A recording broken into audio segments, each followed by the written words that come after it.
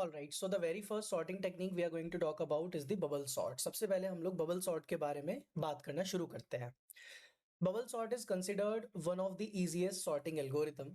Bubble sort एक one of the easiest sorting algorithm है जिसको हम comparison based sorting algorithm भी बोलते हैं क्योंकि ये दो adjacent element को compare करता है और उनको swap करता है if the element is smaller or greater depends. It's not suitable for large data set because its average and worst case time complexity is too high.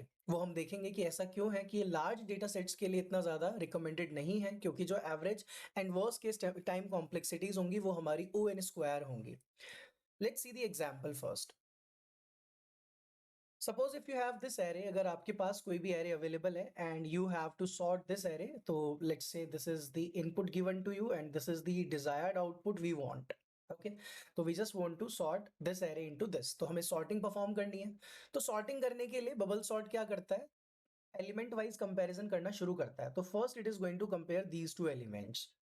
ये देखना शुरू करेगा कि इन दोनों एलिमेंट्स में कौन स्मॉलर है. 6 is already at its right place. 6 पहले से छोटा है 12 से तो वो वहीं पर रहेगा. Then it is going to compare 12 and 14. तो ये देखता है कि 12 एंड 14 बिल्कुल सही पोजीशन पर है बिकॉज 12 इज स्मॉलर देन 14. लेकिन जैसे इसको 14 एंड 10 मिलता है it is going to make sure कि 14 सही प्लेस पर नहीं होगा क्योंकि 14 के बाद उससे छोटा एलिमेंट होगा. तो it is going to perform swapping here. Okay, then it is going to check for 10 and 7, not 10 for 10 and 7, it is going to check for 14 and 7. तो what I'll do, हम इसको समझने के लिए let's create one array side by side जिसमें कि हम लिख कर आते हैं कि ये किस तरीके से चलने वाला है. So the very first element will be 6. तो पहला एलिमेंट तो 6 ही रहने वाला है. Second element will be 12, but the third element is now 10 and the fourth element is now 14. Okay, and the next element is 7. And after that we have 4, after that we have 8. Okay, so right now अभी हम कहाँ पर है, अभी हमें 14 and 7 के पास. तो 14 और 7 को इसने चेक करना है क्योंकि 14 और 10 तो स्वैप हो चुका है तो 10 अपनी पोजीशन पर आ चुका है. तो 14 और 7 में चेक करता है तो 14 is like greater than the 7. तो again it has to perform the swapping. तो इसको जाकर स्वैपिंग करनी है तो it will put 7 here 14 here. अब ये 14 और 4 को चेक करेगा तो 14 एंड 4 विल बी एक्सचेंज. तो 4 को यहाँ पर लेकर आएंगे हम और 14 को यहाँ पर. तो इट विल टेक 4 हेयर और 14 हेयर. और फिर उसके बाद 14 एंड 8 का कंपैरिजन होगा तो it will again perform the swapping. तो 14 लास्ट में चला जाएगा एंड 8 विल बी हेयर. तो 8 यहाँ पर आ जाता है और 14 यहाँ पर आ जाता है. Now this all happened in one iteration. जब आपका i इज इक्वल्स टू 0 जैसा कुछ होगा, ये आपकी फर्स्ट आइट्रेशन में कुछ ऐसा हुआ है. Now in next iteration when i will become equals to 1, तब अगेन फिर से ये चेक करना शुरू करेगा obviously from the 0th index. तो अगेन ये 6 एंड 12 को चेक करेगा, 12 एंड 10 को चेक करेगा. तो this time it will swap them. तो let's create the another array. तो सबसे पहले 6 अपनी पोजीशन पर बिल्कुल सही है. Then it is going to swap 10 and 12. Then it is going to check the 12 with 7. फिर यहाँ 4 कर देते हैं, यहाँ पर 8 है हमारे पास and here we have 14.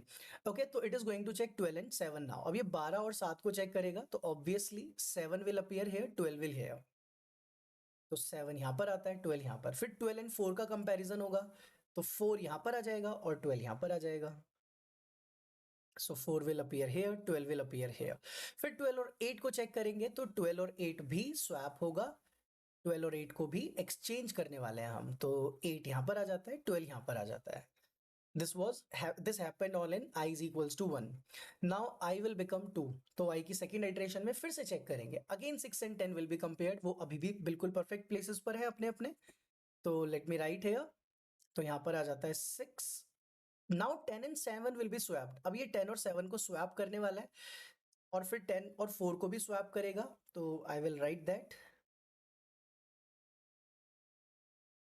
Okay, so now it is going to check 7 and 10. तो 7 एंड 10 ऑलरेडी बिल्कुल हमारा पहले 10 एंड 7 था उसको हम स्वैप करके 7 एंड 10 कर चुके हैं. Now 10 and 4 will be compared. तो व्हाट इट विल बिकम, 4 यहाँ पर आने वाला है और 10 यहाँ पर. Then 10 and 8 will be compared. तो 8 यहाँ पर आने वाला है और 10 यहाँ पर आने वाला है. So 8 will appear here, 10 will appear here. That's it. Now it is going to check for 6 and 7. वो बिल्कुल सही है. देन 7 एंड 4 कंपेयर होगा तो 4 यहाँ पर आ जाएगा और 7 यहाँ पर आ जाएगा. Rest of the places are still checked, but they are swapped. They are already in their perfect position. Now finally 6 and 4 will be compared, जिसमें कि 4 यहाँ पर आने वाला है और 6 यहाँ पर आने वाला है. So 4 will come here, 6 will come here. This is the final output we have. So this is the outcome after performing bubble sort. तो bubble sort एक comparison based sorting algorithm है जिसमें कि आप दो elements को compare करते हो. If the element is already sorted तो वहीं पर रहेगा. If element is greater, then it is going to be swapped. So this is the by default the algorithm for bubble sort. Now we'll be talking about the implementation of this algorithm. Now let's start to implement this. इसको implement करना शुरू करते हैं. तो सबसे पहले let's start with the I is equals to 0, I less than n, I plus plus. Then हम लोग को एक और लूप चाहिए होगा जिसको कि आप 0 से शुरू करते हो एंड आप चलते हैं अभी n तक. ऑब्वियसली n तक नहीं जाना है, but right now just writing n. अब हमें दो एलिमेंट्स को कंपेयर करना है. एरे एट j को कंपेयर करना है एरे ऑफ j प्लस 1 के साथ. व्हाट इट मीन्स इज कि मेरे पास अगर कोई भी एरे होगा, what ever the array you have, let's create one array here जिसमें कि आपके पास सपोज यहाँ पर 10 लिखा हुआ था, यहाँ पर 7 था, यहाँ पर 6 है, यहाँ पर 9 है, यहाँ पर 5 है. So the very first thing it is going to do कि ये 0 को फर्स्ट इंडेक्स के साथ कंपेयर करने वाला है. It is going to compare 0 index with the first. तो it is going to check कि 10 इज ग्रेटर देन 7 है क्या. Now if 10 is greater than 7 तो it has to perform the swapping. तो इसको क्या करके आना है, इनको स्वैप करके आना है. ओके और स्वैपिंग करने का लॉजिक एज यूजुअल जो हम पहले से लिखते आते हैं कि एक टेम्पररी वेरिएबल लेते हैं एंड ऑल. तो int temp is equals to जो एरे की जेथ इंडेक्स पर होगा उसको रख लेते हैं. देन एरे ऑफ जे पर आप स्टोर करके आने वाले हो एरे ऑफ जे प्लस 1 को, और एरे ऑफ जे प्लस 1 पर आप रखकर आ जाओ टेम्प को. So this is the swapping we have perform. Okay so this is the swapping. तो अगर दो एलिमेंट आपस में ग्रेटर स्मॉलर का कॉम्बिनेशन है तो स्वैपिंग होगा. Now swapping is only perform when this situation happens. Okay लेकिन अभी अगर आप इस कोड को एग्जीक्यूट करोगे it will give you one error. वो एरर क्या होगी, it is going to show you one error for index out of bound, क्योंकि आपने j लेस देन n तक चलाया. यहां आप j प्लस 1 करते हो तो एट द एंड लास्ट में क्या होगा, j की जो लास्ट वैल्यू होगी वो 4 होगी. तो array of 4 will be compared with array of 5. लेकिन क्या आपके पास array at 5 है, कोई फिफ्थ इंडेक्स अवेलेबल है? No. So in that case it is going to show you one error. उसमें आपको एक एरर दिखाने वाला है कि इंडेक्स आउट ऑफ बाउंड. इसलिए हमारा जो लूप होगा वो कहां तक चलना चाहिए, loop will be executed till n-1. Loop आपको n-1 तक चलाना है. Still that's not the final, the optimized, उसको भी और बेटर करेंगे हम. तो हमने लूप को n-1 तक चलाया. Okay so let us first see the output of this. इसका एक बार चलाकर हम लोग आउटपुट देख लेते हैं. And let me increase the size of array suppose. Okay, this is the array we have and let's now execute it. Okay, so here you can see 2, 5, 6, 11, 12, 15 and 31. This is the sorted array we are getting. Okay, so I hope that is clear to you how bubble sort algorithm works. Now let's optimize it little bit more. इसको थोड़ा और optimize करते हैं. Okay, the very first optimization I'm going to talk about is कि now if in case कि अगर आपका array दो आइट्रेशन में ही सॉर्ट हो जाता है, तीन आइट्रेशन में ही सॉर्ट हो जाता है, या एरे पहले से आपको सॉर्टेड मिलता है, तो क्या right now our algorithm is not checking any kind of thing. अगर मैं आपको बोलता हूं कि आपको ऑलरेडी जो डेटा दिया गया है वो ये दिया गया है, so in that case our algorithm is doing nothing to make sure कि हम आगे कुछ इसको ना चलाएं अगर एरे ऑलरेडी सॉर्टेड है. क्योंकि क्या होगा, आप अगेन वही 1 एंड 2 चेक करेंगे, 2 एंड 3 को चेक करेंगे, 3 एंड 4 को चेक करेंगे, 4 एंड 5 को चेक करेंगे. ये i इज इक्वल्स टू 0 में होगा, i इज इक्वल्स टू 1 में फिर यही होगा, i इक्वल्स टू 2 में फिर यही होगा.